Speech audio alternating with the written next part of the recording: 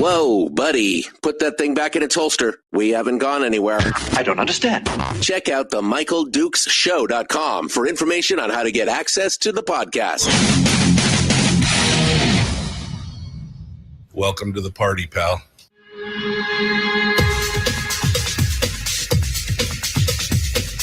The Michael Dukes Show. The greed and the entitlement is astounding to me. What more could you want from a low-budget radio program? This is a dumpster fire. That's just BS. It is time to get a new perspective. We know just what you need, and we've got just the cure. Open wide and prepare for a steaming hot cup of freedom. I just don't fathom it.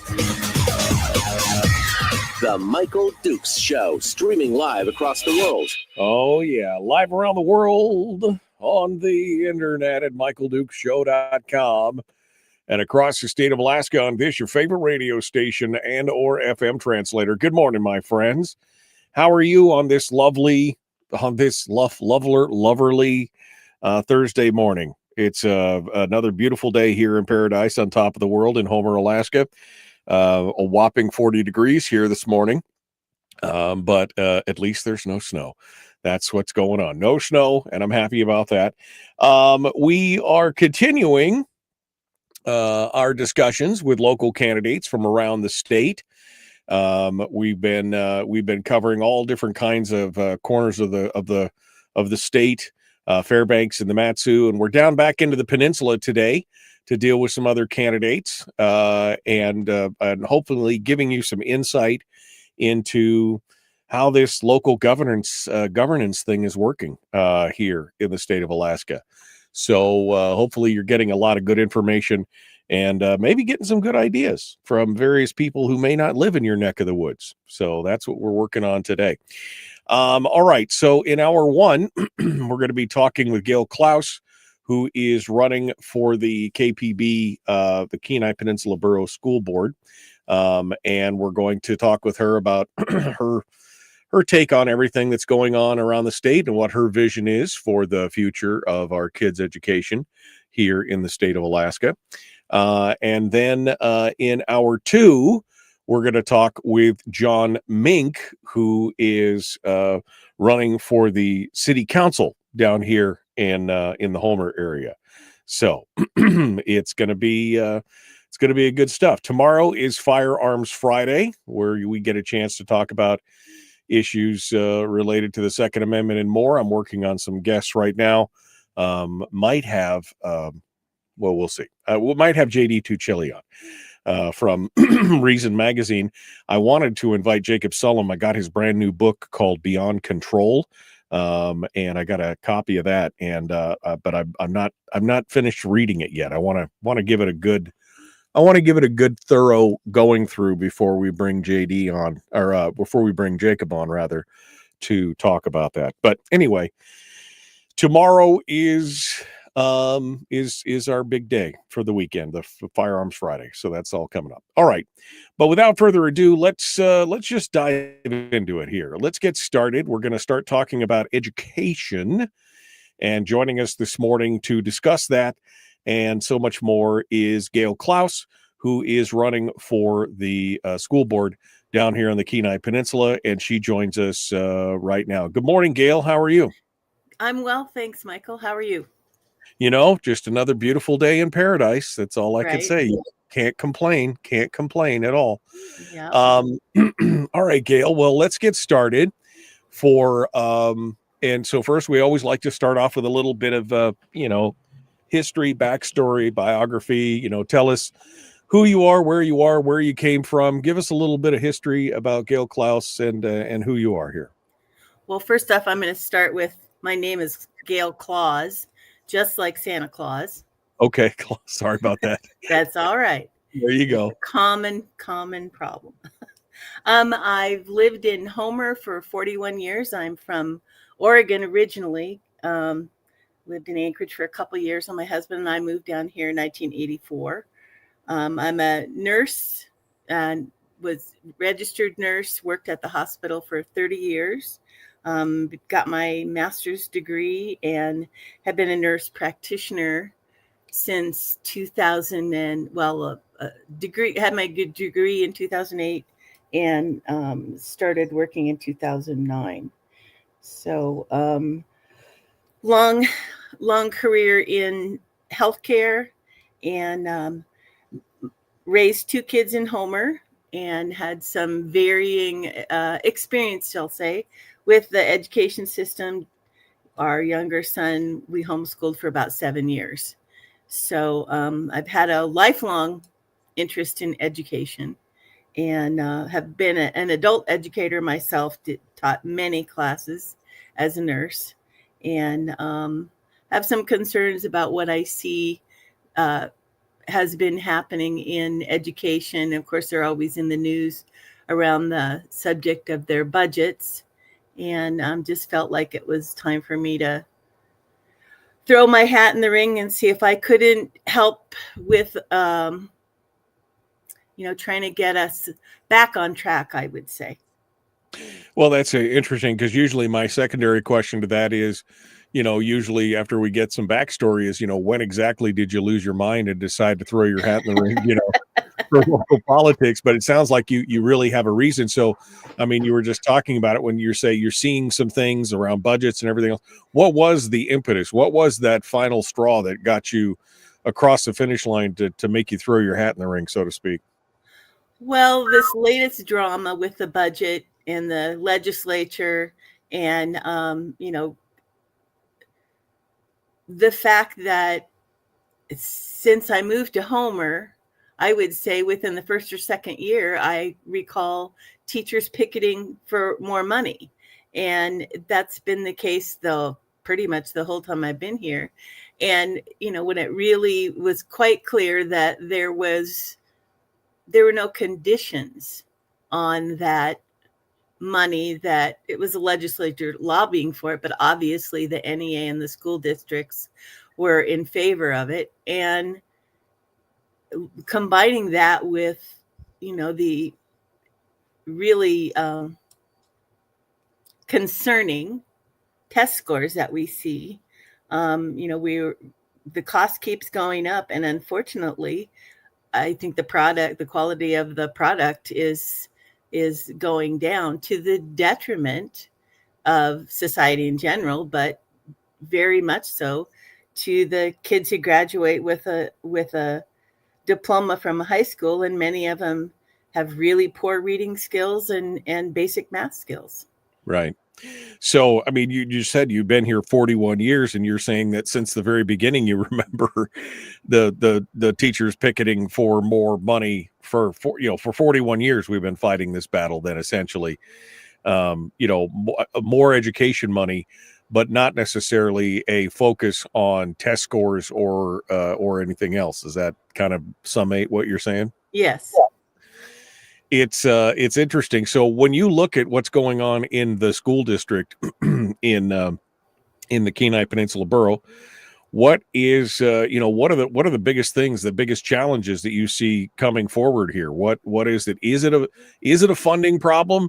Is it a priority problem? Is it a curriculum problem? Is it administrative? What is the issues here that we're facing, you think? Well, I think all of those have an influence, obviously.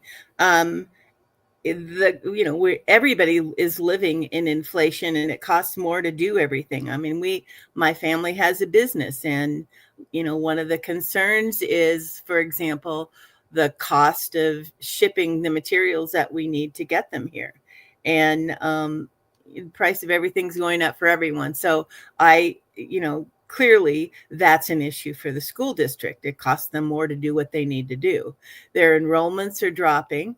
They're considering, closing some schools, combining some schools because they don't have enough money. Now, I don't understand enough about budget, and particularly this budget. I think the current iteration is like 276 pages or something.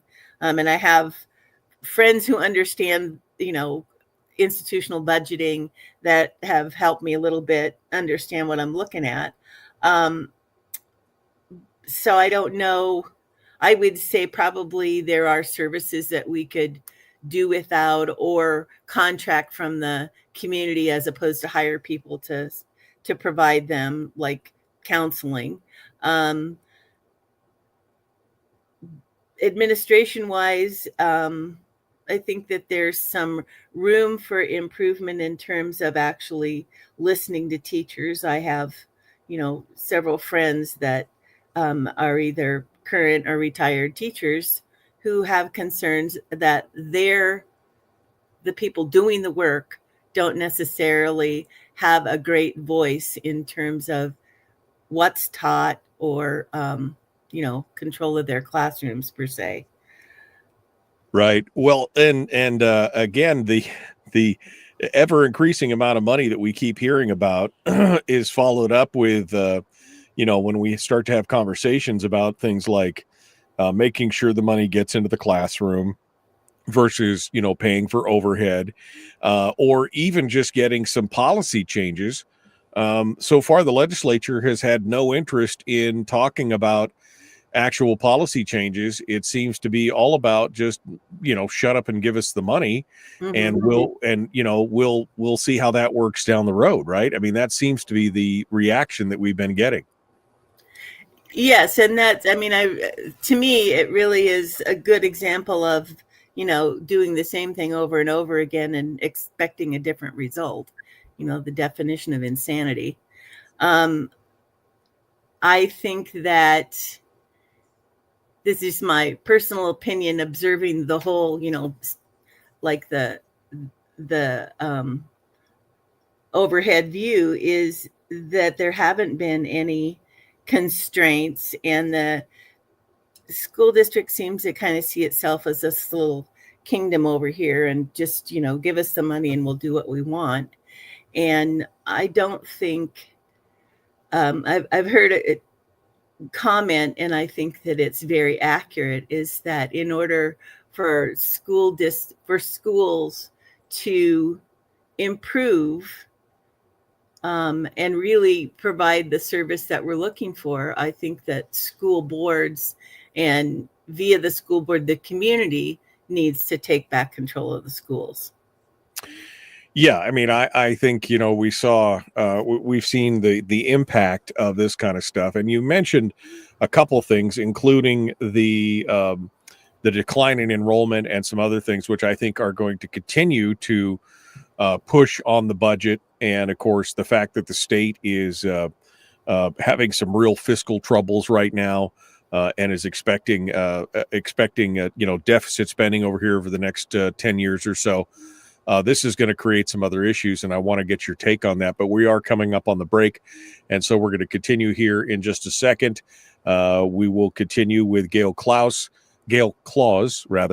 our guest, and we're going to do that here in just a moment. Don't go anywhere.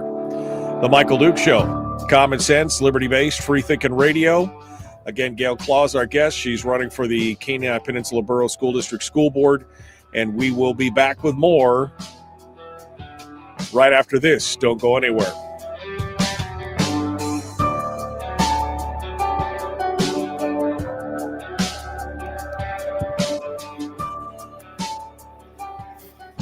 If you missed the show, you can listen to it on your time with Dukes On Demand. Oh, and it's free. Like America used to be. Streaming live every weekday morning on Facebook Live and MichaelDukesShow.com. Okay, we are in the break right now. Gayle continues with us here as we continue to go ahead and kick things off. Gayle, you mentioned having your kids in school and homeschooling stuff and things like that, and I do want to get into some of the alternative school that we have seen. But Alaska, we've got a tremendous number of students. In fact, I think it's one of the largest per capita in the country of kids going to some form of alternative education, whether it's homeschooling or school allotments or micro schooling or charter schools, things like that. Do you think that that's a sign of the times of where people are at as far as their satisfaction with the public education system? I think that definitely is. Combination of poor educational outcomes, across the country. I've read statistics of the average high school student graduating with a 3rd or 4th grade reading level. And, that does not prepare you for college. People have to take remedial math classes, remedial English classes when they get to college. I think that, the unfortunate emphasis on subjects that don't have anything to do with reading, writing, and arithmetic is of big concern to a lot of parents. I just was made aware of a series of books that are available to 2nd graders that have to do with demon possession and terrorizing children if they don't obey the demon. And it's really popular. And I'm sure most parents don't know that that's in the school. So a combination of not liking where the school is going and kids not being very well educated, I think that's a big impetus for homeschooling or charter school. And like our state is not performing well. Overall, 2/3 of the kids can't read or do math at grade level. 62% are below proficiency in science. So, that's those are important indicators. And but yet our charter school in Aurora Borealis Charter School is, one of our shining stars. So Right. I do think that alternatives to what the, Betty Crocker cake mix approaches in the school is important. I think as a society too, people are realizing that they need to be more involved, and the brick and mortar schools don't make that as easy as it used to be. Due to, I'm sure, unfortunate violence that has occurred in schools, they are more cautious about who can be in the building. But I don't have a sense that parents are invited freely to be involved in day-to-day school operations. They talk about parent involvement, and obviously parent involvement is critical. But if they're throwing up roadblocks to right, to that. Exactly. I mean, we had a candidate on for school board here recently who basically said, up in the Matsu, who said that she was told the reason she ran was because she was told by one of the administrators or somebody on the school board that you know, her voice didn't count, that they didn't really care what the parents or students wanted, kind of thing. And that's where I think a lot of this disconnect comes from as Absolutely. well. We got a question here from David, but we don't have enough time to answer it, and we'll answer that in the next break, David. We've got some questions coming in from the from the chat room, from the classroom. We have questions from the classroom. Questions from the chat room coming in here this morning, and we'll get to that here in just a moment. Gayle Claus is our guest. We're going to continue in just a moment. Please like and share, subscribe, ring the bell, do all that kind of stuff. If you would like to get more people involved, as I would always love to get more people involved in the show and asking questions and having conversations, then we need your help to do it. So make sure that you like and share. Only 12 likes this morning, because why?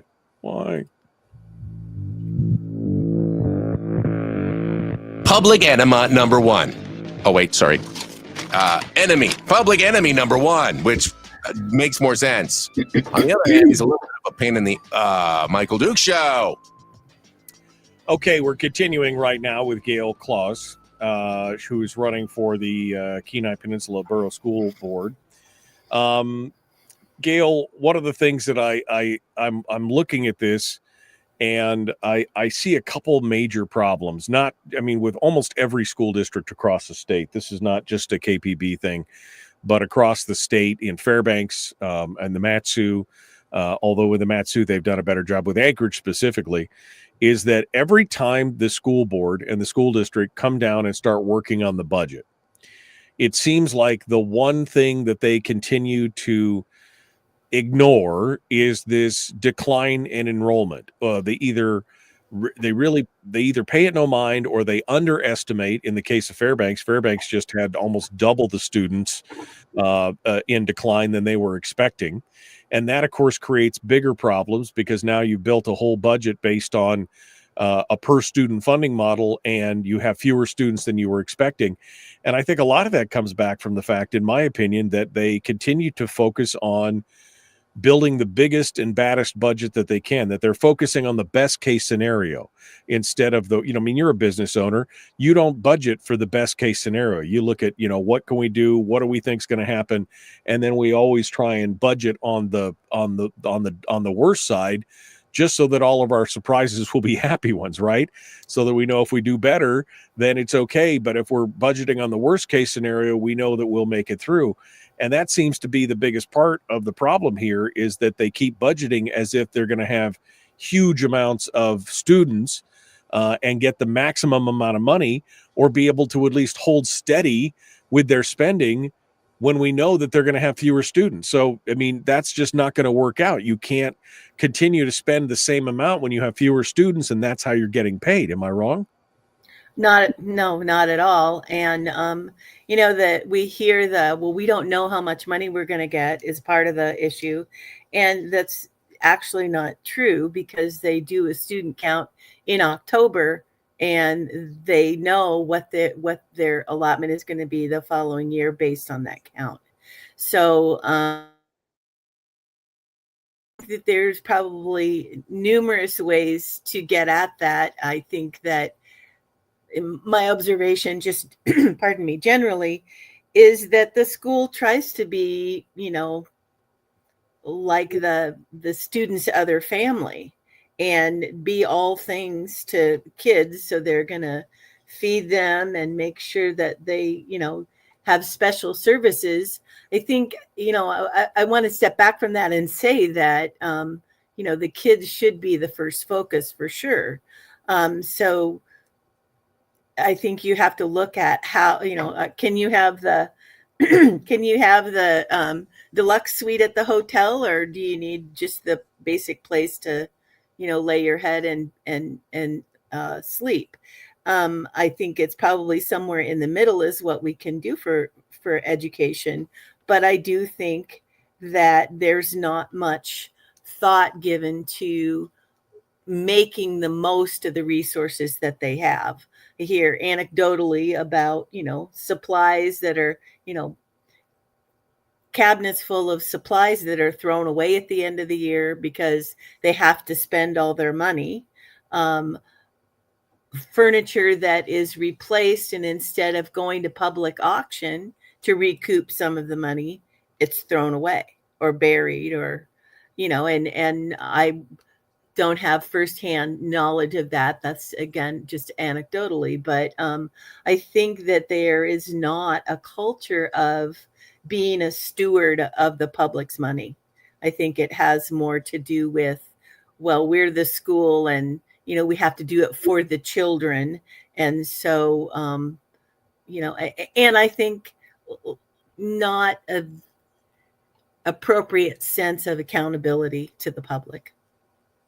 Well, and I think that comes back to one of my previous points that I made, which is during this debate over the last legislative session, was that there was a lot of clamoring to make sure that that the pay was increased, that the monies were increased, and then that money was going to pay for the schools. Although, again, no guarantee that the money would actually make it into the classroom.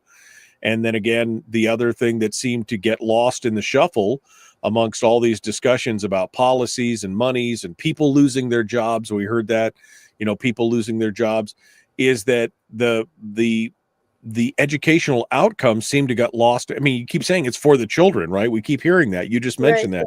It's for the children. But if it's for the children, shouldn't their educational achievement, shouldn't their aptitudes and their scores be front and center of any discussion? Like, how do we fix this? Yeah, that's really one of my central concerns, is that we're not hearing any discussion about, well, what we're doing isn't working. What should we do instead? And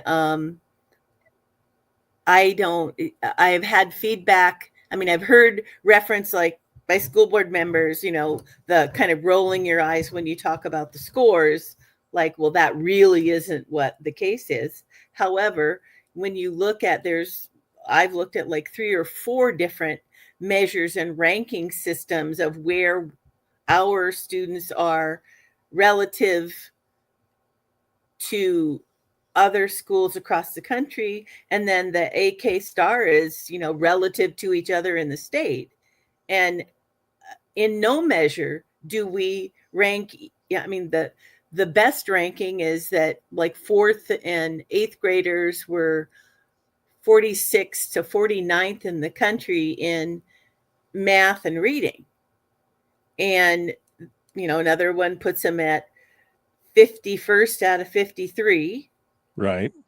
And then the AK star results showed that 2/3 of the kids are below proficiency in language and math. 62% are below proficiency in science. So, yeah, I think that those are huge issues. And yet discussion that, and I haven't listened to all school board meetings, but when you hear people on the school board and in the administration try to downplay that, to me, that's a huge red flag. Right. And I think that, there's no, tenure. How long can you last as a teacher, opposed to how well are your students doing? I think there's too much emphasis on what the teacher gets out of the situation as opposed to what they're providing for the student. I would love to see a merit-based evaluation of everybody that's involved in the school, and that the basis of that is, how well do our kids read, do math, know history, be prepared to go into the workforce when they graduate from high school if they want to. I mean, that's another issue, is we've had this traditional push to prepare everybody for college. Not everybody needs to go to college. We need to be preparing the workforce.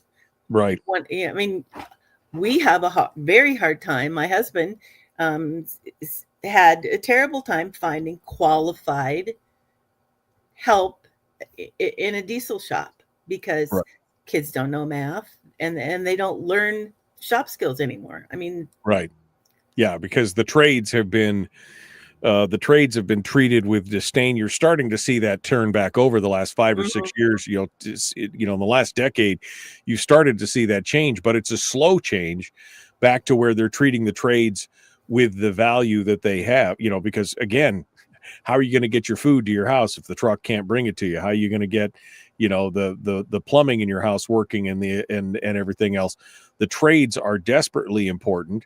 Not every kid needs to go to college. That's why the Matsu's done such a great job with their trade schools and everything else, because they're preparing people for the workforce, not just for a college degree. And I think that's an important point. And you make a valid point as well when you start talking about any time that people start getting defensive when we start bringing up academic achievement with the NEEP scores or the AK star scores or whatever it is. And they're like, well, we just don't think that those numbers are accurate. Well, if they're anywhere close to being accurate and you're in the bottom of the pack, and yet we're spending $20,000 per student on average across the state, then we've got a problem, right? Even if they're not 100% accurate, even if they're just partially accurate, you can't tell me, and we've got a 75% graduation rate, which means 1 in 4 don't even make it out. We've got issues, and you've got to stop kind of, again, treating it with suspicion and start asking what are the things that we can do to fix the issue with the educational system itself? Because I think something is fundamentally broken. I would agree. And one of my acquaintances who is currently a teacher has turned several of us on to a podcast called Sold a Story. And I would encourage everyone who has any interest at all in how education is performing to listen to that podcast. And what it's about, what it's about is the methods that have been used for decades now to teach children to read that do not address the neurodevelopmental needs of the child when they're teaching them to read. And to really make it really simple, and I'm not a reading expert at all, but basically it's a whole word approach to teaching as opposed to teaching the alphabet and teaching phonetics. And right, sight word recognition, right? Recall and sight, making them memorize the whole word versus being able to sound it out. Yeah. And what the actual result is that the child is exposed to one story enough that they can recite it. I mean, and I think most of us can remember even our 3 and 4 year olds. If you read them a story often enough, my kids could recite it back because they were hearing it. So during the pandemic, when kids were at home and parents were actually helping them, there's a discovery that my kid can't actually read. They can memorize the stories that they're shown at school, but when you show them a book that they've never seen before, they don't know how to decode what they see on the page. So, it's been known for quite some time that whole word approach to reading doesn't work, but it's really very distressing to me that teaching reading is a political thing. It's not about what works. Right. And one of the segments I listened to was a neuroscientist in France who has spent years using MRI images and figuring out how people learn to read. And people learn to read by understanding, decoding the alphabet and how words are put together. Right. So you're not going to learn that if you're just taught to memorize the story and use pictures as cues. And what do you think would be the next word based on what's going on in the story? Right. Well, and that's why we've seen programs like Read by 9 and some of these other programs that have come in and have you've seen immediate results as they started to teach the kids in a different way to go back to a more phonetic based system. Although again, they tried to get this read by 9 program passed for 6 years in the legislature, and there was so much resistance and caterwauling to it again, because I think people were stuck in their systems of, oh no, we've got a new system and it works so much better, when in fact it doesn't. And that's part of the problem, is we got, again, politics involved in that kind of stuff, and it should be what is best for the children. Well, and the selection of curriculum also has to do with the deals that the book publishers make with school districts. And if they get a kickback or a grant for purchasing this particular new method with all the bells and whistles, then that's, this the going after the shiniest object. Phonetics is not sexy, but I have a friend whose granddaughter is now in 1st grade, and she was having trouble with reading, and grandma and one of our friends in our knitting group who's a teacher brought her some stuff on phonetics. Kids doing fine. Right. So if it's not broken, don't fix it. Right. And if it's not working, then you need to fix it, not just continue to try and do more of the same, which is what they did. It wasn't broken, but they decided to fix it. And what they fixed it with is not working. And now they're fighting to go back, fighting against going back, because it's the new shiny thing. As you said, it's an interesting thing. Gayle Claus is our guest. She's a candidate for the Kenai Peninsula School Board. We're going to continue with her here in just a moment. Don't go anywhere. We got one more segment dead ahead. The Michael Duke Show. Common sense, liberty-based, free-thinking radio. We return with more in just a moment.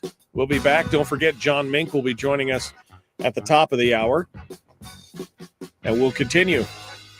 Your home for common sense, liberty-based, free-thinking radio.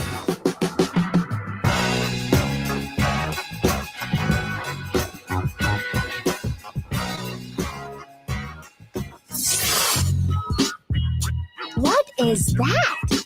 Common sense. Regularly heard on American radio. Michael Duke Show. Radio. Okay, Gayle Claus is our guest. Let's go to some of the questions here in the chat room. David asked the question. He says, the KPBSD pays for schools with sales tax and state funds. Do you think the funds should be distributed differently as a school board member? What is your vision for that as far as distribution and how things are paid for in the school district? I just have to say that I don't understand the budgeting process enough to have a constructive answer to that. I do think that if you start with, we have this much money and we have this many kids, then that's probably how it should be distributed, and looking at, okay, our emphasis should be on them having functional skills when they finish. I think it really has to be a different approach, and I don't know. I think that's more what has to happen in terms of the budget, is that there is more input. I don't know what mechanism. I know that the BSA is decided by the legislature, and it's a really complex, it's a very complex formula. And then that the money that the school gets from the borough is actually voted on every year. So that's probably part of the budget that's not understood, or not they're not able to anticipate exactly what it's going to be, because it is approved annually, and I don't know what formula they use for that. It's there used to be a mandate that 70% of the money from the BSA made it into the classroom. That mandate has gone away, and in addition to that, they've started to conflate a lot of the other things by saying, oh, yeah, this is classroom, all this IT work, that's all classroom stuff, and this is all classroom stuff, and that's all classroom stuff. Should there be a mandate of a at the even if it's just at the district level, that basically says, X number of dollars, well more than 50% of these dollars should be in the actual classroom. And I'm not talking about fluffing it up with administrators or anything else. I'm talking about in the classroom. Do you think that would help? Oh, I do. I don't know how you would make it happen. I mean, I think that, just my personal opinion, that the budgeting is made so complex that if you're not in the system, you don't understand it. And there are so many categories, as you just said, that can be pulled together to make things look better than they actually are. The current analysis, with help from a friend of mine, is that about 57% of the money goes to instruction. But as you said, there are many other things that can be added into that. So I do think that that a minimum percentage goes directly to teachers and classroom supplies and et cetera. I think that's a great idea. I think it would take a shift in culture for sure in the way that the school is administered. You talked about parental involvement there, and I think that is a critical issue. And again, putting up roadblocks to parental involvement is part of the problem. But that kind of ties back into a question that Kim asked. What are your thoughts on fixing chronic absenteeism in the district? Well, I think an approach that I think probably would work is truancy is actually implementing or using the truancy laws, and I can't say that I know exactly what those are, but I think it goes to a deeper issue of consequences and responsibility, and with the move for the parents to be less involved, the school is the authority. There's no consequence for chronic truancy, that if you don't get held back to the next grade, to the same grade, because you didn't go to school often enough and you didn't meet the educational benchmarks, then who cares if they don't show up? Right. There really are not, I mean, and that's a society-wide thing too, but I do think that if there was an enforcement of whatever truancy laws already exist, that would be of some benefit.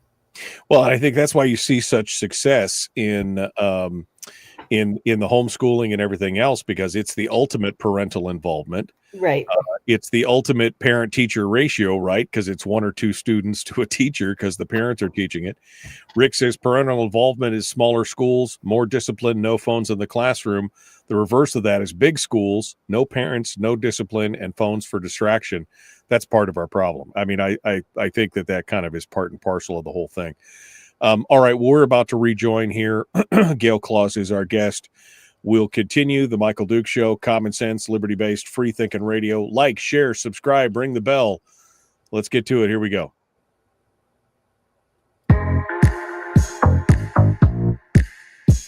The Michael Duke Show, proudly splitting the left versus right dichotomy.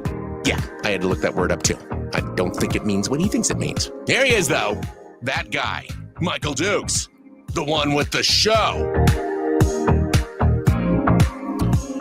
Okay, we're continuing now. Gayle Claus is our guest. She's a candidate for the school board for the Kenai Peninsula Borough. Gayle, what if you were elected today?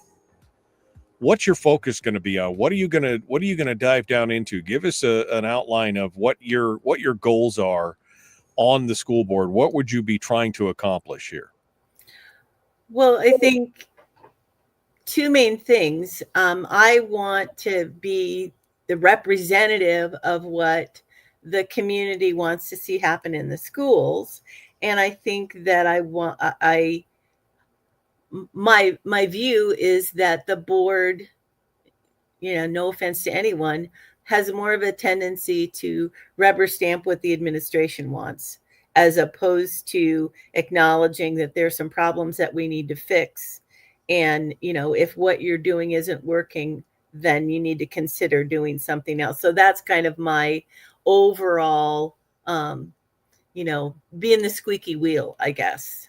And I know that that there would be certainly resistance to that. But I do think that that is what is needed, that the school board needs to become the boss of the superintendent, which is what the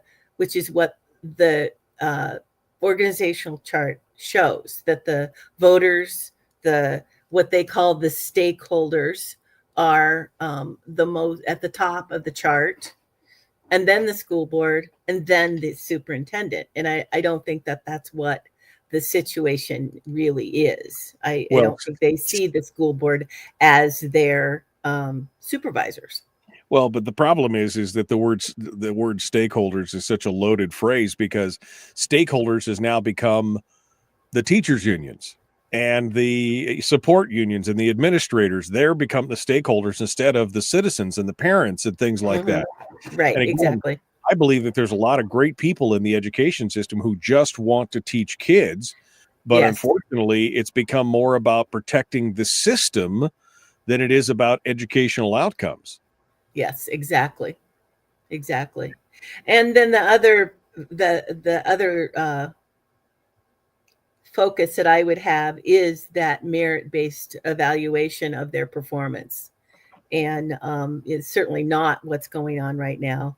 And really emphasizing those poor test scores, because that's the product, is the quality of the education. How well can people coming out of high school get employed or further their education if they can't do the basic, can't read, can't write, and can't calculate how much change they're supposed to get back from a transaction. And the part of that is because so much of, there's not cash very little cash, although I think probably in Alaska more cash transactions maybe than in other places. But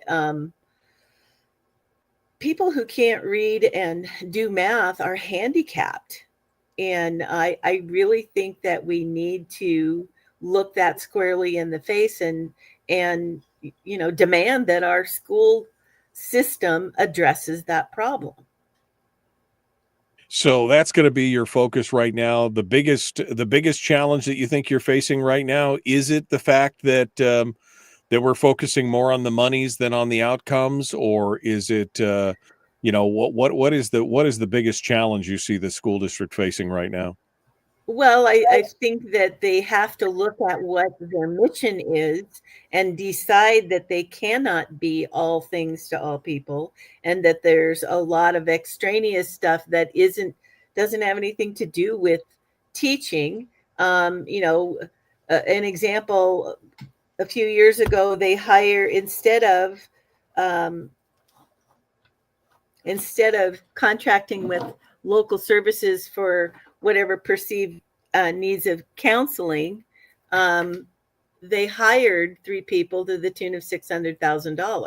So that kind of thing, where they could certainly, instead of taking on employees, which the cost of an employee is about double what the salary is, contracting for those services would definitely be less expensive. So I think an emphasis on, we are the steward of the public's money and we need to get the biggest bang for our buck that we can. I don't think that's part of the culture at all. So, well, we saw that in Fairbanks. I mean, Melissa Burnett was on here last week. She's running for re-election as president of the school board. And one of the big things that they pushed on there, I mean, they privatized the nighttime janitorial services. They saved $3.5 million by prioritizing that and pushing that into the private sector as a contracted basis. Why shouldn't we be looking at? I mean, what you just said is a perfect example.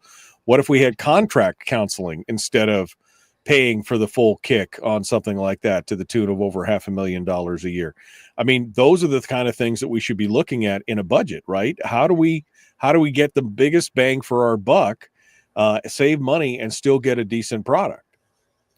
and there's other things like the healthcare is a huge cost of employing people, and those costs keep going up. There's a move to try to get the school district on the same insurance plan as whatever the state. It would save a lot of money because you have a bigger group. And I don't know if there's resistance to that from the school board, but so far that hasn't happened. That's one avenue. But I do think that going back to what's our mission, and our mission is to turn out educated people who can think, and that's the other part, is the whole agenda, the focus on what you should think instead of learning how to think. And I think that that's a pretty uphill battle in the current situation. I think an encouraging thing, you mentioned the teachers unions.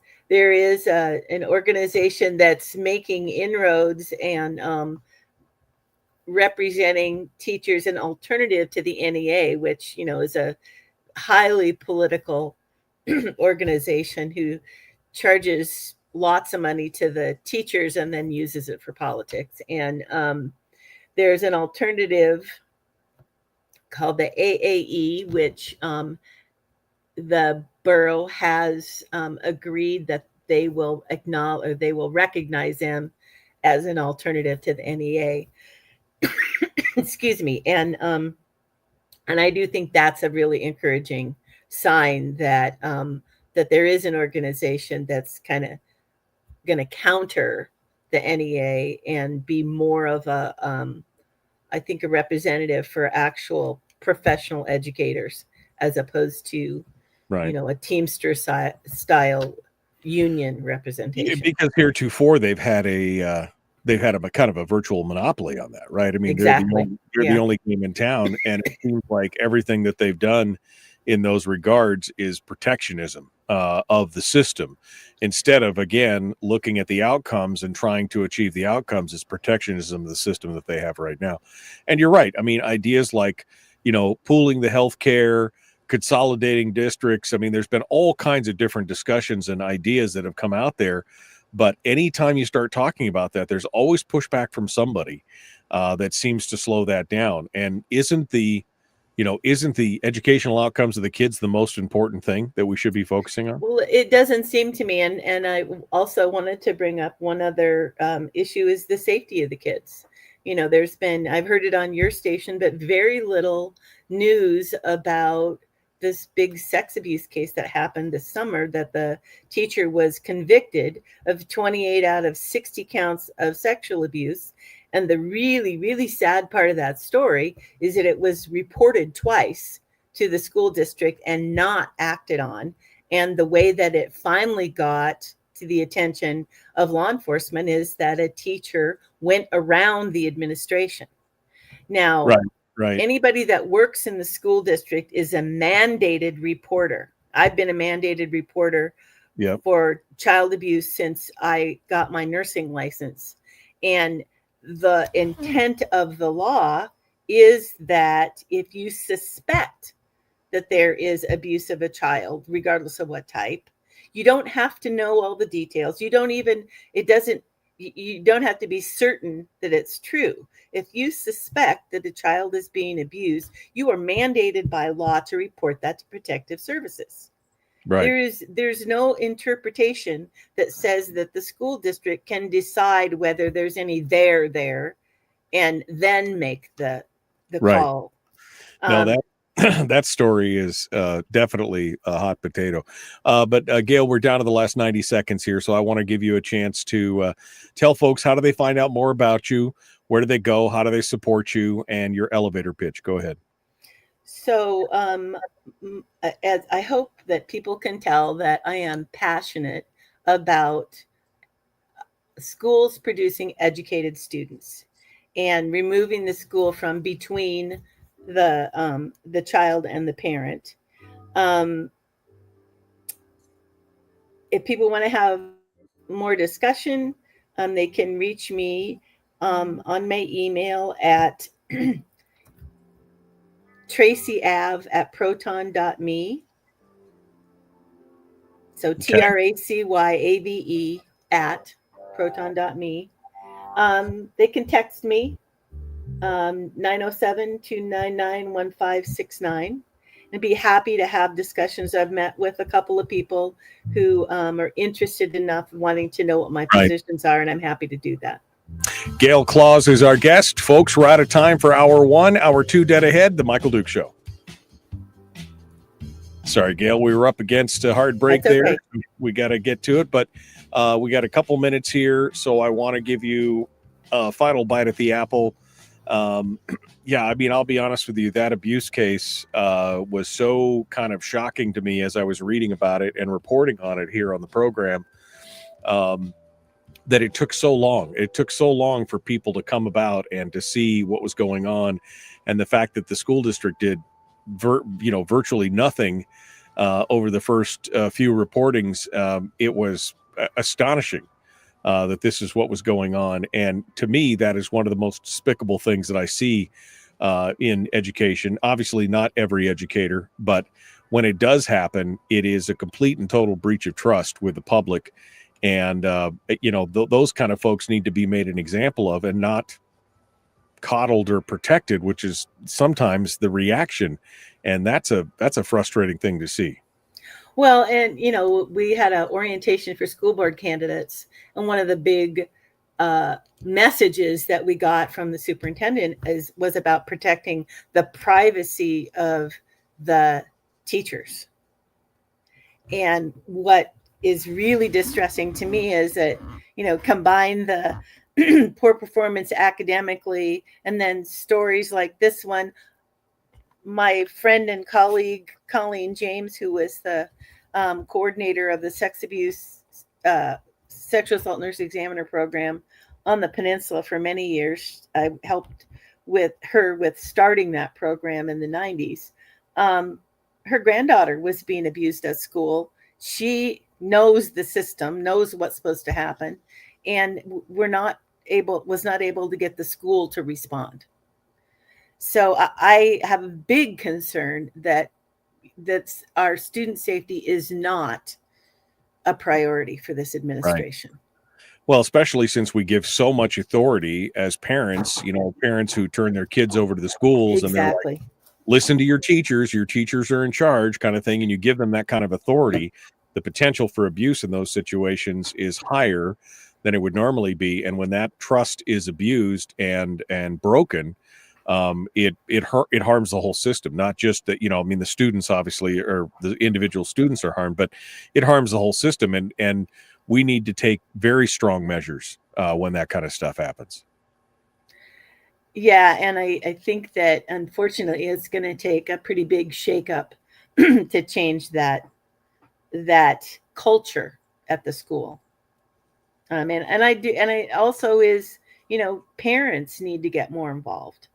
I mean, the school board is important, but if there's not public involvement behind that, then I'm just going to be one conservative voice on the school board. Yeah, I do think that it's public education. The public needs to take it back. Right. Well, parents need to be involved. They shouldn't treat it like a babysitting thing. They should actually be involved in it. All right, Gayle, one final bite here. Your final elevator pitch. Why should people vote for Gayle Claus for school board? Well, I think that the emphasis is on the need for change. I believe that that if we do speak up about what we need the school to do, and that is educate, and that education, is determined by how well we can read, write, and do math, and then the rest of the stuff is sort of extra, that I think we have a chance to turn things around. But so that I would be a voice for change. All right. Well, Gayle Claus, thank you so much for coming on board today. We appreciate you being part of it, and we look forward to seeing what happens for the school board. Thank you for coming on board. Thank you for having me. Appreciate you coming in this morning and joining us, and good luck out there as we go through. Appreciate it. All right, folks, that brings us to hour two here. We're about 2.5 minutes out from getting started with hour 2. I see John Mink is down in the green room eating my virtual donuts and drinking my virtual coffee. So let's see what he has. Check his audio and video, make sure everything is good to go here. Let's bring John Mink onto the program. Good morning, John. How are you? Hey, doing good. Good morning. Good morning. Thanks for coming on board this morning. It looks we got clear audio, clear video. You ready to dive into the deep end of the pool on this? Let's go. I've had a half cup of coffee. You've had a half a cup. All right. That's a rookie number, John. That's a rookie number this time of the morning. Should be a full pot at this point. All right. John Mink is going to be joining us here in just a second. So we're gonna bring him on board and get to it.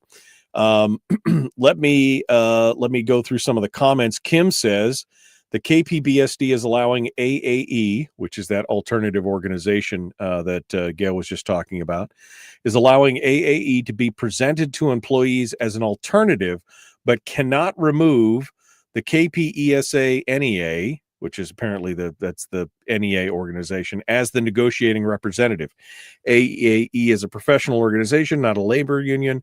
Private message me if you want more information, says Kim. All right. Well, we'll get more information there to talk about. Randy says, I'm glad someone's finally talking about an alternative to the NEA. Thank you, Gayle, as well. Just going backwards here to see if there's any other comments that are just jumping out at me. More money for the unions, NEA kids, and their education comes last. Again, something I've been saying for a long time is that I think that the educational outcome is kind of is like an afterthought. That's the last thing on the list. Protecting the jobs, getting more money, making sure that everything, that's the problem. That's the problem. All right. Well, we're coming up to it. We got to go. Hour 2 is dead ahead. John Mink is our guest, The Michael Duke Show. Common sense, liberty-based, free-thinking radio. Let's do this thing. Here we go.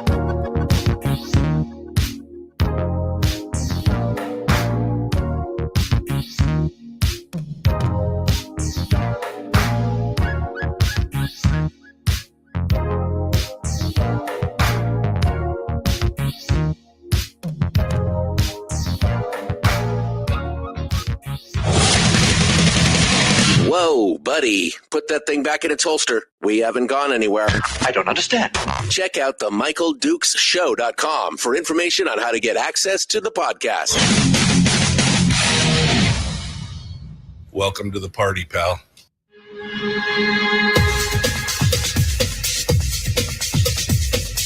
The Michael Dukes Show. The greed and the entitlement is astounding to me. What more could you want from a low-budget radio program? This is a dumpster fire. That was just BS. It is time to get a new perspective. We know just what you need, and we've got just the cure. Open wide and prepare for a steaming hot cup of freedom. I just don't fathom it. The Michael Dukes Show, streaming live across the world. Oh, yeah. Live around the world on the internet at michaeldukeshow.com, where you'll find links to our audio-only podcast, and of course our social medias, the Facebook, the YouTubes, the Rumbles, and everything else. And of course, live across the state of Alaska on this, your favorite radio station and or FM translator. Good morning, my friends. Welcome to the program. We are continuing now our discussions with local candidates. We just finished up with Gayle Claus, who is running for the school board down here on the peninsula. And now we're going to go all the way down to the cosmic hamlet by the sea, the end of the road, Homer, my new hometown, my adopted. So it's so good. So good. We're going to talk a little bit about local city politics. And again, I just want to remind you, as much as you guys can get all sucked up in what's going on at the national level and what's happening in DC and, did you hear you can't affect that, folks. Let me tell you what you can affect. You can affect your local politics. You can affect your cities and your boroughs, your community, your community councils, your road service areas. That's where you can have an effect. And so make sure you pay attention to this stuff. In this hour, we're now visiting with John Mink, who is running for the Homer City Council. And we're just going to get right down into it tomorrow, by the way. Firearms Friday. You know, you've been waiting for it. Firearms Friday. That's tomorrow. That's the end of the week. That's kind of like my weekly therapy session for 2 hours. We get a chance to talk about guns and firearms and laws and all that kind of stuff. But that's tomorrow. All right. So today, just pay attention.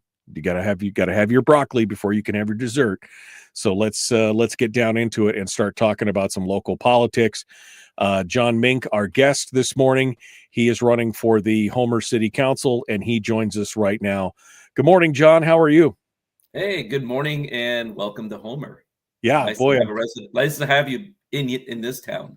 Well, thank you so much. I'm feeling very nautical. You're like you that folks on the radio can't see, but you've got it's like you're in a nautical antique shop there. It's very nautical in your thing there. John, appreciate you coming on board the program. I got a chance to watch you and the other candidates running for city council at a forum here last week, and it's always interesting to me. I'm a huge fan of long form. Those kind of forums where they give you 60 seconds or 90 seconds to delve into an issue that's pretty complicated is always frustrating to me. I feel frustrated by the time it's over because I really wanted to dive deep more. And so this is our opportunity to get into that. But before we get into some of the details, let's first tell people about John Mink. Who are you? Where are you? Where did you come from? You know, your hero origin story, as it would be. You know, what's the genesis? Where does John Mink come from? Give us some background here. Sure, no problem. Raised in Alaska for the most part. My family moved up here during the heydays of the oil boom, 1981. Lived in Anchorage, grew up in Anchorage, graduated from Diamond High School back in 92. Went to college in Fairbanks, UAF, graduated with a degree in geotechnical engineering from the School of Mines up there. And then I decided to leave the state for about 20 plus years. Mostly living in the Pacific Northwest and seeing the vast difference between those two cultures it was quite astounding the first time I really started living down there. Yeah, I bet that was shocking, huh? It is quite a bit of shocking, you know. I know growing up in Alaska, we used to watch the nightly news to watch two things. One was what the weather could be, and number two, what the oil price was. That's the only two things I remember growing up. Yeah, the two most important. Go ahead. Yeah, I just gonna say, yeah, those are the two most important things that were out there. Was what's the weather potentially going to be like, and then what is the oil prices, so we know what we're going to do for money here in the thing. What brought you back to Alaska? I mean, down in the Pacific Northwest for so long. What eventually brought you back here? Well, a lot of it had to do with the Pacific Northwest. So I created a company about 15 years ago. I was an oil and gas investment consultant, and I was able to be really the first remote employer/employee that I ever knew of. I could do all my work from the Pacific Northwest, and I've also lived in Texas as well, and Belize. Kind of a shocker there, Belize, yes. As long as I had good internet and could use my phone, I could essentially be anywhere in the world. And so I did.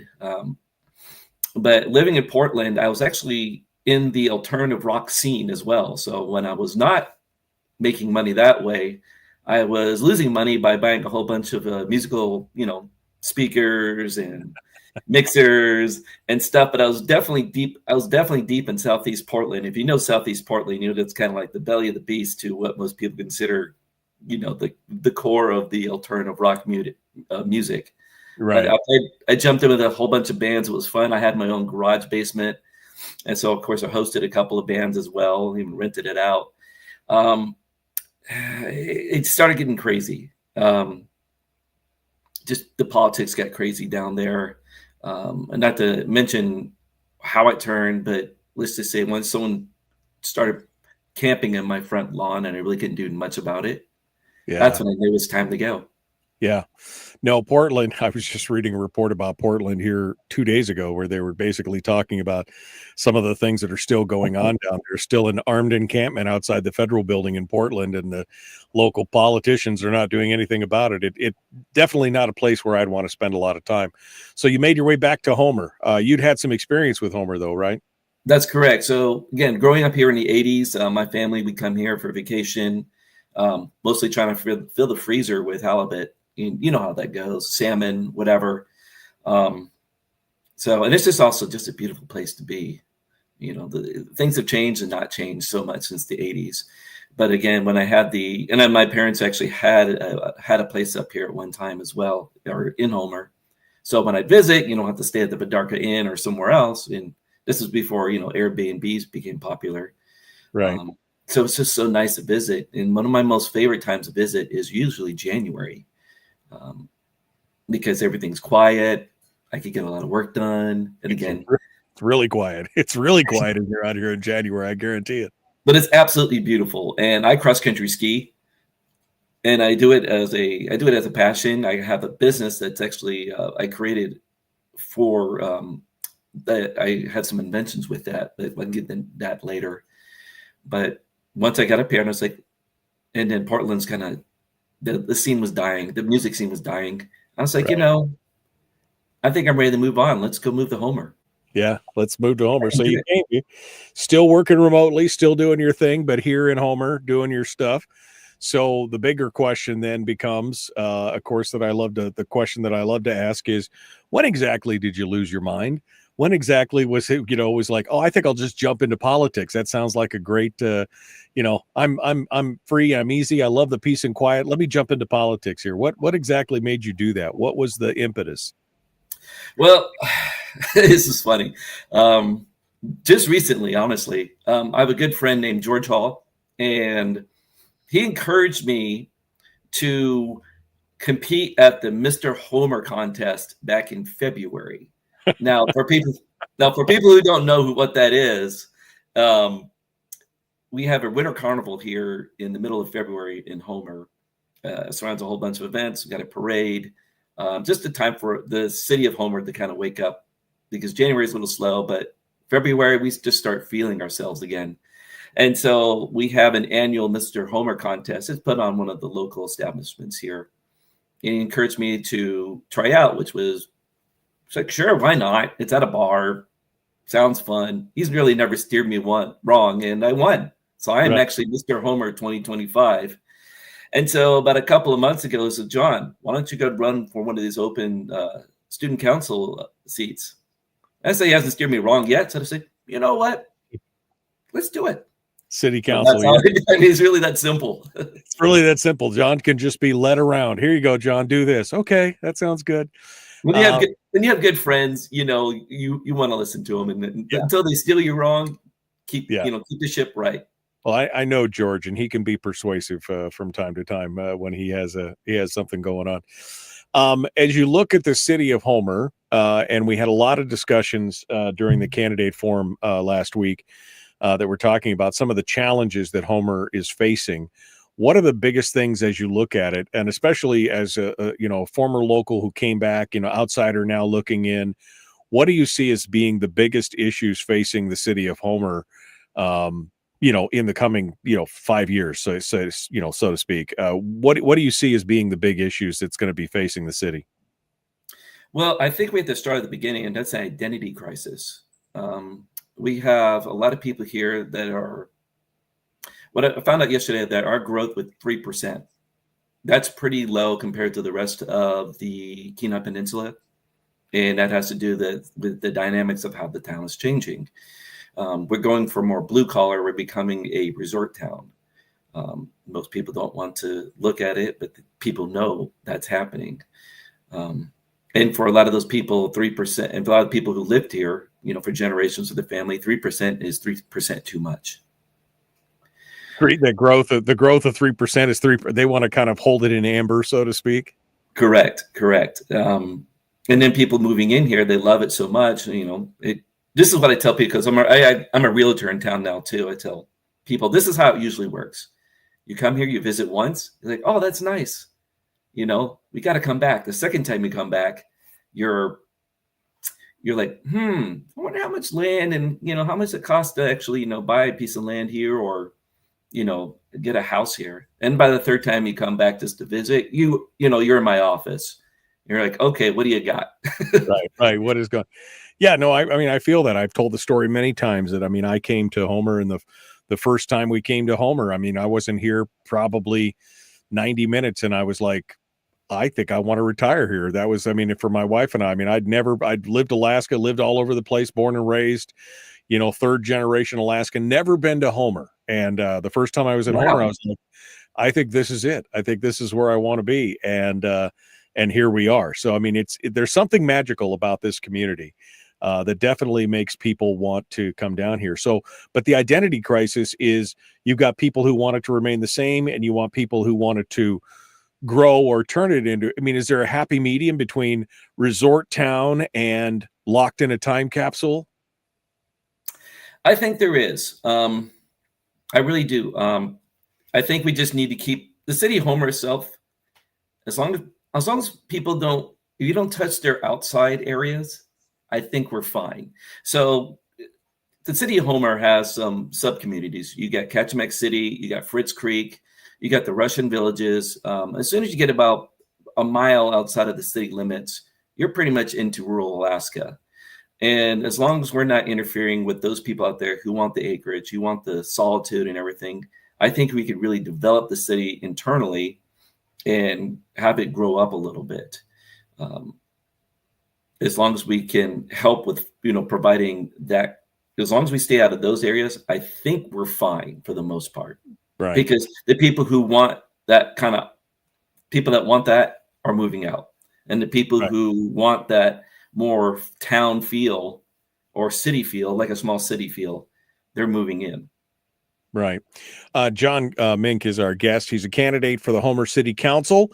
We're going to continue. We're up against the break, so we will be back with more here in just a moment. Don't go anywhere. The Michael Duke Show continues. Common sense, liberty-based, free thinking radio. We'll be back with John Mink right after this. Don't go anywhere.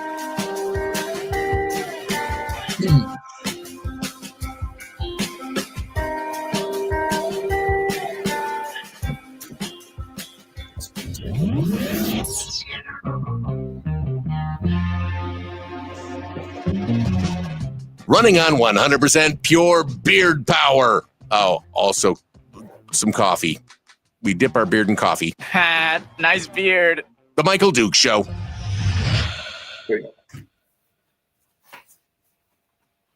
Okay, we are continuing now. John Mink is our guest. I think it's interesting, John, that I mean, you're 100% right that there is a contingency in Homer that I've run into that basically is like, we don't want to change a thing, But again, we realize that change is inevitable, right? You got to change or die. You got to adapt or die, kind of thing. And so change is inevitable. You can control it, but I mean, Homer is such a special place that, of course, more people are going to want to come to it.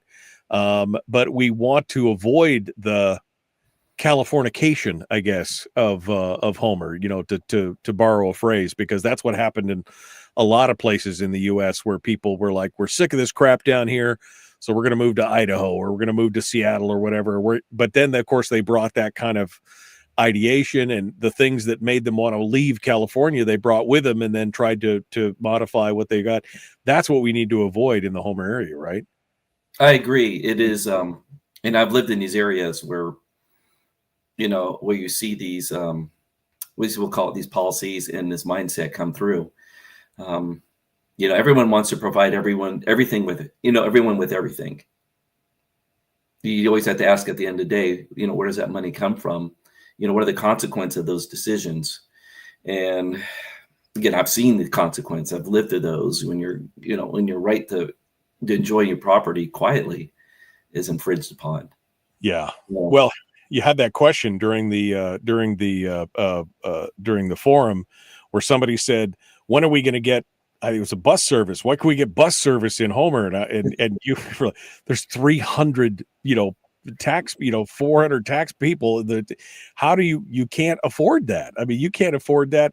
I mean, Fairbanks has got 90,000 people. The only reason they have a bus system is because it's paid for by the feds, almost 100%. So how do you, how do you do that? I mean, there's just no money to make that. It'd be nice to have, but is that what you really want? Well, if you want it, you're going to have to pay for it. We don't create our own money here. We don't have Homer bucks. I mean, we do, but those are only good at the farmer's market. Right. So, we don't, a lot of people confuse, state, local governments with federal government, where you can just go print money and then try to figure out how to, get the money from something else. We work like a regular nonprofit, honestly. And I've ran a couple in town. We got to look at the bottom line, can we apply for grants to get some of the stuff we paid for?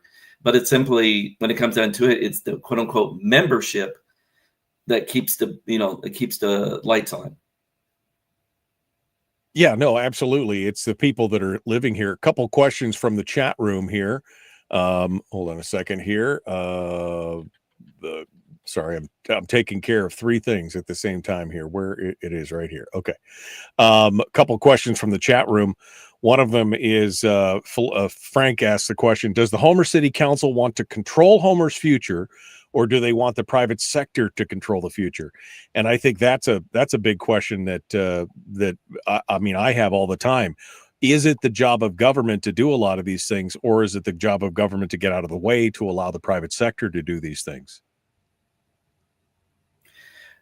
I've been on both sides. I worked for the DEC.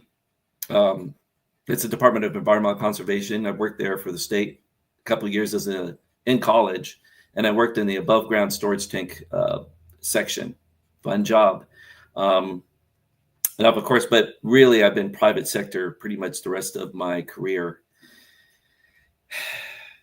For some people on the council, I feel like they're more government centric. I am definitely more private sector minded. However, guardrails need to be put up, because I've seen the abuse on the private sector side too. Yeah.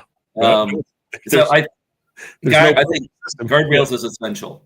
Yeah, there's no perfect system, that's for sure. All right, we are 20 seconds out here. We're about to rejoin the radio. John Mink is our guest. If you've got a question for him, you can go ahead and drop it in the chat room, and we'll see if we can get to it during the show or during the next commercial break. And we'll be back. If you have questions for John, feel free to ask it there. Melissa said, I like that. Help grow Homer up a little bit, although I thought Homer was grown. But yeah. Not even close. There we go. Here we go. Jumping back into it. Let's do it.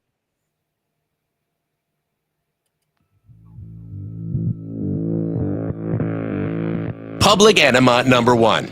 Oh, wait, sorry. Enemy. Public enemy number one, which makes more sense.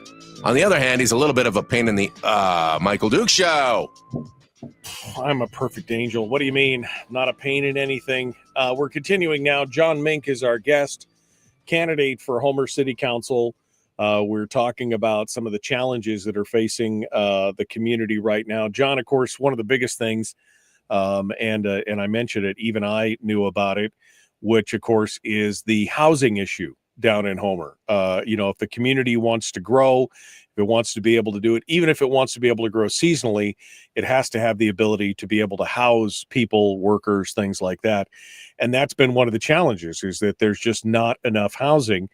And part of that has to do with the strictness of the city code in building construction and permitting and things like that. So that's one of the big issues. What's your solution to trying to address the housing issue down here? And again, we were just talking during the break about public versus private. I mean, is the government should be doing things, or is the private sector doing things? I mean, what's the balance there on that? Give me your thoughts on the housing issue. People talk about affordable housing, but affordable to who? A lot of people come from this area, or come from outside the state, are like, oh God, this is nice. This is cheap. I can live in paradise for this amount of money. Other people are like, oh my God, I can't afford it. And I get that. This town is we don't have a really strong middle class. It's not government centric. But I think what the council can do and the planning commission do is just really revisit the zoning laws here, or zoning areas, allow for a little bit more mixed use, business and private. I would like to see more development in the central part of town. And that may mean going up one more story on, within the downtown area. But again, let's keep it very restrictive. You You don't just say, hey, guess what, City Homer? Everyone can now build 5 stories. No, that's ridiculous. And you lose the charm of the whole town. And then pitchforks and torches will come in after you. Right. But it wouldn't hurt to do 3 stories. It's like anyone can do 3 stories if you do have a mixed use along Pioneer. That allows for businesses, storefront businesses. It also allows for, housing for these people to come in or have employees. Like, great, we have 2 apartments upstairs. You can work downstairs. We're open 6 months or maybe possibly a whole year, all year round. I think that's a healthy start. And if you allow that, and let's see what businesses come in. And again, a lot of the stuff still needs approval. So again, the guardrails are always going to be up. Right. Well, and I think that's part of the challenge. I know they've talked about creating a revitalizing or creating a robust downtown. That's a lot of the candidates said that. I think even you said that, creating a robust downtown. There's a big chunk of land in the middle of downtown Homer that is basically undeveloped. And so now they're trying to come up with an idea of, do we create a walking village? Do we create areas that has parking? I think even Jason Davis said, the fact that the restrictions right now is that you can only build on 30% of your land. You've got an acre property, but you can only build on 1/3 of it. The rest of it has to be reserved for parking, et cetera. I mean, there's just a lot of restrictions there that need to be addressed to say, how do we make this as free so people can do things, like you said, do things with their property that they want to do? Right. There is a lot of property in town, in the central part of town, that's privately owned. A lot. It's just not being developed. Someone hasn't come out. I don't think it's really the city's responsibility to make downtown beautiful. I think it's to either make sure that it stays. Again, I hate to say the word guardrails again, but it's really, I'd love to go purchase those properties and have an investment group come in and create, new zones of opportunity for not just, business, but also, residences. That's how you build it up. You go out there and, have private investors, you have private real estate companies go and develop it. I don't think it's the city's trying to make something happen, but they're just saying it. We don't have the money to do that. What are we going to do? Buy private land? No, yeah, that's not the government's job, is to buy private land. Yeah. That was going to be my first question. I mean, is that the government's responsibility to buy it and build it and develop it? No, the government's responsibility is to get out of the way and sure, keep the guardrails, but open up the opportunity for people to be able to go in there and do that. Correct.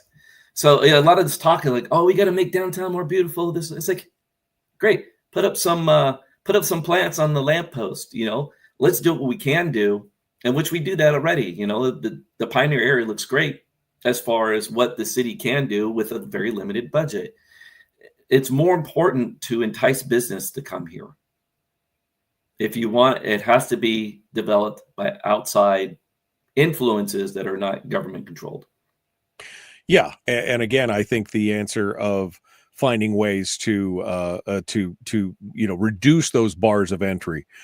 People have had these properties and they just haven't had the ability to build or do anything else on it. A lot of times it's because financially, with the way things and the way that the laws and zonings are structured right now, they just couldn't make it work financially. So find a way to make it. And maybe even, maybe that's tax incentives. Maybe that's removing the zoning code. Maybe there's some other opportunities there. And again, I know that there is a cadre of people in town who are just like, we want it all to stay exactly the same, but we've got to adapt. We've got to adapt or die. Correct. I could if I could build houses with 4-car garages with 800 square feet on top anywhere, I could build about 100 of them and fill it up in a week. Yeah. So when we were talking about the opportunities there, I went to go try to inquire about a property in town that's in the commercial area. I'm 9th on the callback list if these other 8 if we decide to sell, we don't want it, we'll sell it to you. So there is money waiting to do something. Right. It's just waiting for the right opportunity and for things to change, the circumstances to change a bit. So housing is a big thing. And of course, that could be fixed with a lot of the zoning issues and things like that. The other big issue, and I was kind of surprised that the the way the question was asked at the chamber forum, which was about the harbor project. It wasn't a question of should the harbor project move forward or not. It was, which alternative did you like? And again, I'm just coming up to speed on this harbor project, but I know that there's some people in town who are opposed to that kind of expansion. But then again, there's people who are in favor of it, right? So where do you sit on the harbor expansion, and then talk about the different options that they gave us, your proposals, which, talk to us about that. My chips are completely in on harbor expansion based on the information I know today. The bigger, the better. I talked to one of my friends who grew up here in the 80s. And when we had the first harbor expansion done, he looked at all these empty spaces. He was like, I don't know if we're ever going to fill these. And he's like, look at it today. Look at that massive wait list we have. He's like, it will happen again. It's like, if you build it, they will come. And it's brought a lot of revenue. A lot of people have their boats who live here in Alaska, maybe in Anchorage, whatever. They have a slip down here. It's hard to get one. I mean, you have to know people who know people. Right. I mean, there's a huge waiting list for the small boat harbor to be able to get small vessels tethered. And this would expand that, as well as deep water and larger vessels as well. Right. And that's really critical there, is the larger vessels. We got people putting their boats up here in the winter, right on the spit, on big old pontoon balloons, or whatever they call them, just to try to get work done. But a lot of those boats right now are in Seattle. Instead of being worked on up here by the people who graduate from Seward, AvTech, or other marine technology schools, they have to go to Seattle, or they're out of a job, or they have to go to Seward and out of a job. We have the capacity to have a deep water port or deep water access here. We got to take advantage of it. This is how the town grows. We've always been a seafaring town, always. We need to keep that spirit alive here. I think it's not just important for revenues. I think it's important for the spirit of Homer itself. Like I said, you can see behind me, the whole room is inspired by, maritime. This is my man cave. It's your maritime man cave. That's exactly what it is. So of the three options, and there are three different options that they've optioned, A, B, and C. One is kind of small and concise. It doesn't enlarge it too much. The second one is kind of middle of the road, and the third one is whole hog. And it really goes big. Which one of the three options are you most interested in for the long run? Whole hog. You're going C all the way down, the big one. Yeah, make it big and beautiful. Yeah, make it big and beautiful. Because again, if you build it, they will come. As long as the city can afford it, based on, matching funds from the federal government or whatever funds or grants or whatever that we can find, we need to push a lot of chips into the center on this one. That will bring business. It'll make the town viable. And again, as long as we're not touching people's personal properties, like, splitting up lots and stuff like that, you want to keep your lot, keep it green. Yeah. You can build your value. I mean, space is limited in this town, buildable space. There's some left, quite a bit left, but if we want to make this town vibrant, that's the way to do it. If you want to have people, 30% of people make more than $35,000 a year or less. That was a statistic someone brought up last night at a different forum. 30% of this town makes $35,000 or less a year of stated income. I don't know how with the housing and everything else, I don't know how you'd make it on 35,000. I mean, you'd have to be, old school Homer. You'd have to already own your property and do all that kind of stuff to make that happen. Cause that's a tough deal. It is a gig economy. Now, of course, we know that, with the, a lot of that money is tips money. So that's not being recorded necessarily, but still, I know people have 3 or 4 jobs here during the winter, just trying to, keep alive and stay alive. And eventually a lot of those people end up moving. It is so hard after the tour season for these people to hold on to jobs or keep jobs open or just afford to live here. It's not cheap. Well, and that's the problem with it in the seasonal town. That's part of the problem for sure. John Mink is our guest. He's a candidate for the Homer City Council. John, so we hit housing, we hit on the harbor. Any other big issues that the city is, should be addressing or facing? What are your thoughts? Yes, there is. This is kind of the ground beneath our feet is really dubious. So what we call out here is called the Homer Bench. So most of the town is located, most of the city of Homer is located on this bench. This area has unconsolidated soils. This is kind of the remnants, tailings, leftovers of the last ice age. It's unlike the other side of the Kachemak Bay, which is a lot more solid rock. I'm not going to go into the, again, geotechnical engineer here. Let's just say it's hard to build over here and keep things stable. You also have a hydrology problem. Means there's a lot of water that comes off these hills and drains through. Right. So as much as people are like, oh, look at all this land you can build on. Well, I go out, when I look at properties here for myself, I really look at where it's located on the bench, how stable I think that piece of that acreage is. Am I going to get washed out? What do I have to worry about? It's usually has to do with water mitigation. We had a wipeout of a road up here, a major road on the bench on the upper parts. It's down to one lane right now because of rains that happened we had a very warm winter, and that 24-inch culvert couldn't handle the load. And so it's now a $500,000 project starting out now. It's a $500,000 project to, put in a larger culvert and then repair that road. If it doesn't happen, it's just going to slough off, and it's lives at risk. So water mitigation, stormwater and wastewater, or stormwater and drain water mitigation is a big thing that you think should be addressed. It has to be, because it keeps popping up. We keep having all these emergency, propositions to fix this, fix that. So how do you account for it on your city budget? You have to, but we're not. Right. Something that needs to be focused on. All right, John Mink is our guest. We're going to go to break. We'll take one more break, and then we'll have one final segment with him here in just a moment. Don't go anywhere. The Michael Dukes Show, common sense, liberty-based, free thinking radio. We will be back with more right after this.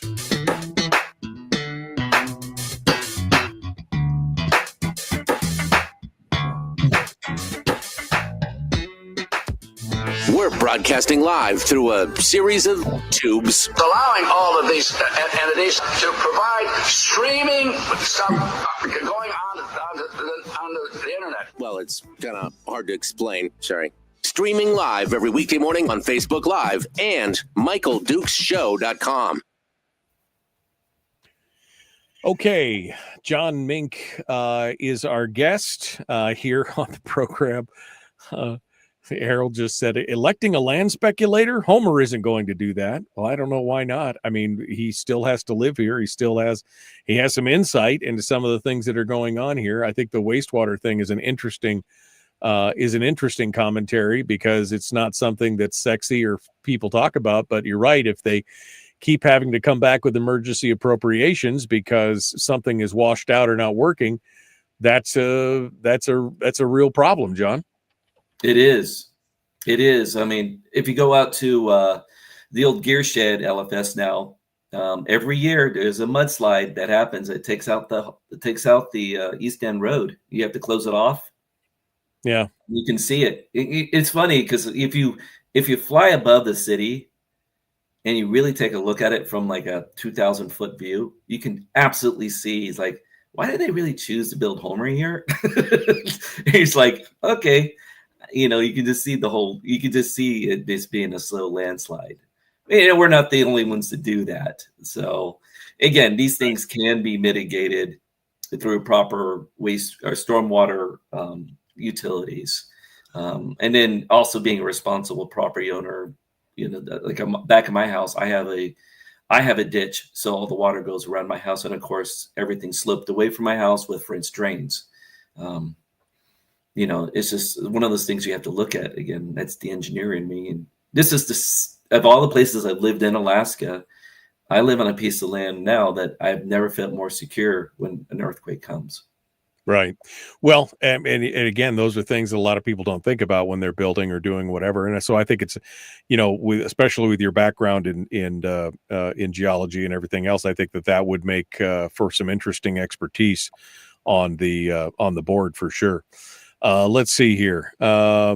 Frank says, "I'm sure the culvert was designed by city government and it failed. No surprise there." I mean, again, it happens. It happens. That's for sure. Homer is rain country.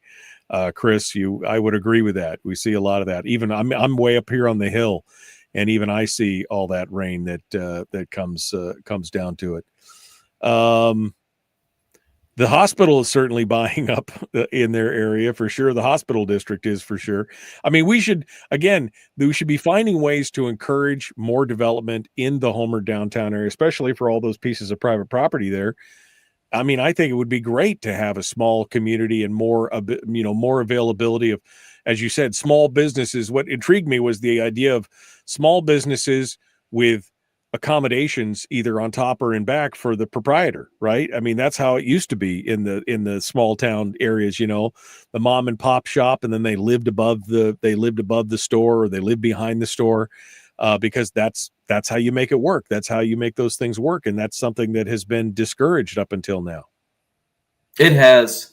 I've been around the world, so you see the most successful towns in the world, the ones that have all the charm. Oh, look at this. I went to Belfast. I went to some small town in, County Cork in Ireland. I've gone, whatever it may be. How do you see those towns developed? The downtown areas they're high, right? And then as you go out, they come low. So kind of a pyramid structure. And again, that was built with a different mindset, obviously. Roads, a lot of those places didn't even have roads or cars back in those days. But I think we can adopt something like this. But I did want to talk about the hospital. So we have a growing population of what I call seasoned citizens, people who retired. And there's one actually running for the 1-year city council seat.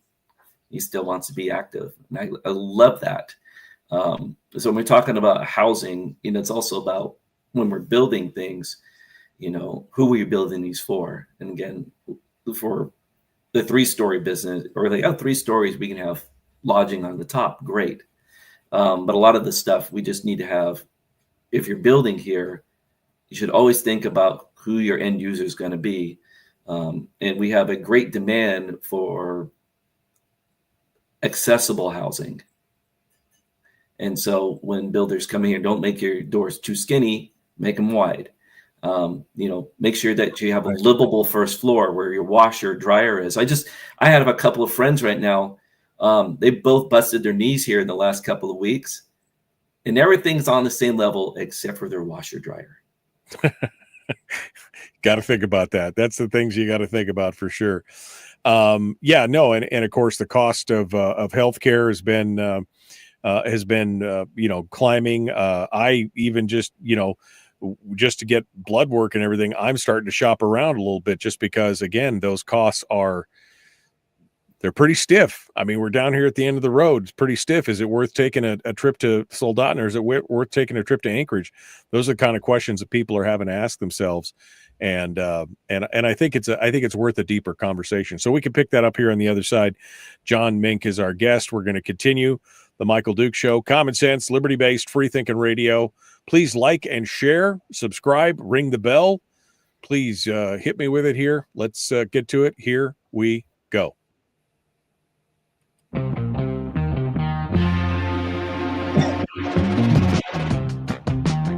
The Michael Duke Show. Seriously humorous with a pinch of intellect. Sorry. That is humorous. Here's Michael Dukes. Okay. All right. Let's continue on here. One final segment. John Mink is our guest. He's a candidate for city council in Homer. We were just talking about, the silvering. Somebody said the silvering of Homer, where more and more retirees. Yeah, I know. It's all here. It's all here. More and more retirees are moving to the area. An older generation, whether they're retired or they're business owners or whatever, but the hospital has been making some moves to try and acquire property, and people are concerned because, again, the cost of healthcare here is pretty high, and in fact is even higher than it is just 60 or 70 miles up the road. And that has some people concerned, John. Yeah, and they should be. Homer has never been a great place for, let's say, long-term healthcare. And again, we haven't saying this because we got senior centers and we got ways to do this, but Homer is not exactly an easy place to live. If you start becoming immobile or you have to do stuff. Now, the hospital's done a great job by bringing in new services over the last few years, a new infusion clinic, so people don't have to necessarily go up to Soldotna and Kenai every day. I mean, that's an 80 to 90 mile drive. So those services are coming down here. I actually applaud that these what I call outpatient services are coming into town and helping these people out. It does attract more senior citizens coming in. And a lot of people talk about, senior citizens don't have jobs, they don't offer this. I'm like, yes, they do. They all go out to the restaurants. They all buy groceries. Yeah. They are, part of the business structure. In fact, they're probably the majority demographic here as far as disposable income. Disposable income. Disposable income. Yeah. It's not expanding, but it's definitely, but it can be disposable. And that's what keeps restaurants and, again, our smaller services, or retail stores alive, is having access to those, people who want to spend their money here and live out their best days. Yeah, no, it's definitely interesting to watch, and it's something that you have to balance out. Talking about expansion of the city and things like that, I know that there's been an attempt to, in the past, there's been an attempt to bring in more things like, more grocery options and some of those other things. Is that something that you would be, supportive of, where, maybe we could have more options for more choices in the, down here in the Homer area?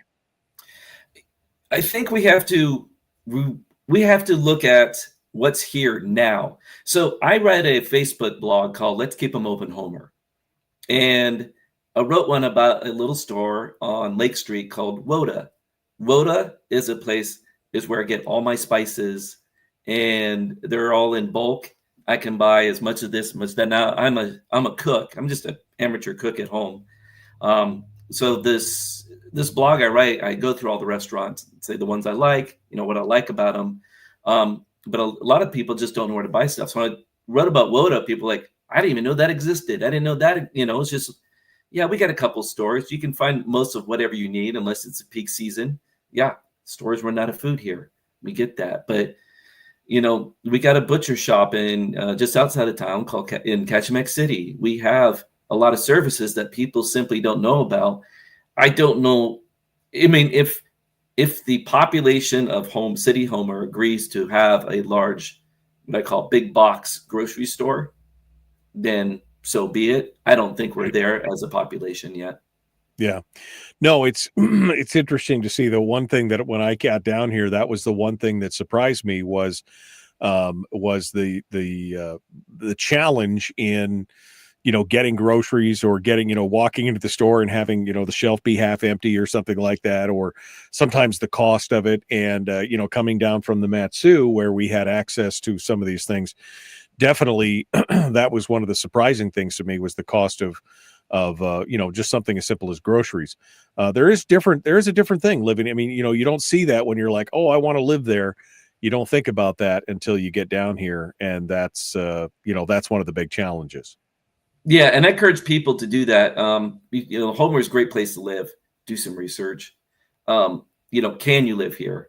If you have a lot of medical issues, visit the hospital, visit these outpatient areas. Can you be afforded? Look at the housing.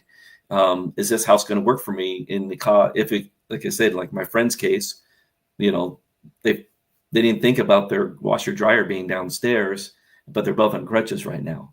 So Right. that's not a good, it's like you really have to start thinking about these things. Unfortunately, you have to think of, these what if scenarios. What if you can't get, 2 pounds of ground beef? What's your other options in town? That's why people Right. fish, people hunt. Right, exactly. All right, we're down to the last 5 minutes here or so, John. So, what else have we not covered today that you think is important for people to know about John Mink, about your vision for Homer as a city council member? Where would you like to see things go? What are something that we haven't hit, or something you'd like to expound on? I think we pretty much hit on everything. I want the city council to have more of a common core look. Let's get the utilities going. Utilities are really expensive here. Let's be honest with you. Let's keep the infrastructure that we have. Let's keep it up and going. Let's see what we can do with the zoning to open it up, to allow opportunity in. Again, it's not the city of Homer's government job to provide, quote unquote a charming downtown. And we'll make it charming once we get the people in that have the businesses, have the private sector, and help us build up the revenue so we can do more here. So again, I guess it's more of a limited government, soft hands-on. That's what I kind of want to go for. I mean, I've heard the word community used so many times by a few candidates that you want to preserve the community. That's kind of not the job of the city council. That's the job of the city of Homer as a whole. What we do is on consensus. Right. Great. It's more like, great, you want this thing. You want a community rec center. Great. How do we afford it? Where do we put it? Right. What aesthetics do we have? What's the maintenance cost? It's more of a, let's look at what it takes to do something versus goals. We have dreams, but again, right. We can print our own money. Right. Well, it's the nice to haves versus the must haves, right? I mean, it'd be nice to have facilities and rec centers and all these other kind of things, but then you have to pay for it, and then you have to upkeep it, and then you have to maintain it. And is there enough demand for the people to be able to do that, or can they recreate on their own? Do they require that? Those are the kind of questions that I think people should be asking themselves over and over again when they see these kind of proposals or these dreams, as you say. Right. And a lot of us keep thinking that, a lot of people who live here thinking, oh, government's going to provide everything. Well, it can't. And it shouldn't. No, government. That's the thing. It cannot be all things to all people because, again, they can't print their own money and make all that happen. It's definitely a challenge out there. All right, we're down to the last 2.5 minutes here, John. So I want to give you a chance to, make your elevator pitch to people who might be voting for you in the Homer area. How do folks find out about you? Are you doing anything, any meetings or more forums or anything else, and your website, et cetera? Give us the rundown here. Sure. Great. So when I came here over 10 years ago, I came from a very, different places throughout the world. I've been well-traveled. Why did I choose Homer? Because it's Homer. And once you get here, once you come down Baycrest, you know exactly why you're here, or why you want to stay here. I mean, that's the biggest selling point of the whole town right there. Once you start digging into things, if you want to be the change, you're going to have to volunteer. When I came here, I wanted to play broomball. Guess what? I had to reform that. These things were not available at the time. I wanted to do more skiing stuff. I joined the Kachemak Nordic Ski Club. So getting involved in your community is very important, and I encourage everyone to do that. And there's a lot of people who complain about stuff and don't do much. I understand time is limited. I have more free time than most. That's why I do what I do. I listen to you. I have friends on both sides of the aisle, all the way from locals here, all the way up to state and federal government, both sides of the aisle, Democrat, Republican, Libertarian.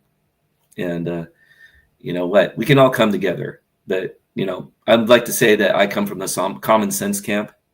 Again, it's all about what can we do? What can we afford? And do we have consensus? Right. How do folks find out more about you, John? Where do they go? You know what? I'm on Facebook. Just look at me, John Mink. I'm out there. Instagram, I'm out there. You have any questions for me? Just direct message me on either of those platforms. I'll be happy to explain or hear what you have to say. All right. John Mink, running for city council in Homer. Again, early voting is open now. And the election day, of course, is the 7th. So feel free to go on out there. Go ahead. Hey, one more thing. Shameless promo. Check out my band, Ellie and the Echoes. Best band on Kenai Peninsula voted this year by Peninsula Clarion. Okay. Ellie and the Echoes. All right. Okay. Thanks so much, John. Folks, we'll see you guys tomorrow for Firearms Friday. Be kind. Love one another. Live well. Somebody actually asked that question earlier. What's the name of his band? Ellie and the Echoes. Ellie and the Echoes. You can go out there and check it out. And it's not a metal band. He was in the alternative scene. Alternative is not metal. So just FYI. It's just for folks who were out there were asking about his metal name. John, one final bite at the apple here. Anything we missed or anything you wanted to hit on, now's the time to get your say on it here. No, I think we're good. Just come out, vote for me. Let's see what we can do. All right. Well, John, thank you so much for coming on board and being part of it. And we will see you. We'll see you again here in the future. Appreciate you being on the show today. Hey, pleasure. Thanks, Michael. Thanks so much. John Mink, our guest. Okay, my friends, we are out of time for today. We will continue tomorrow. We'll see who we get on.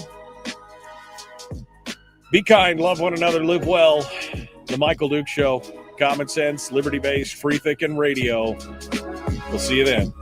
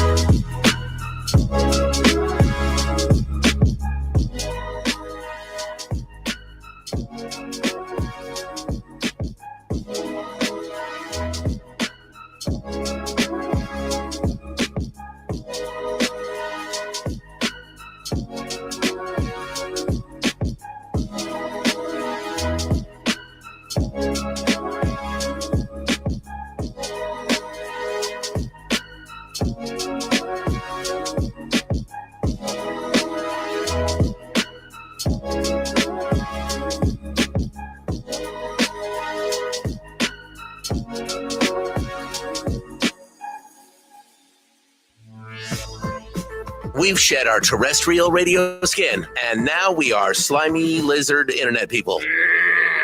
It's the Michael Duke Show.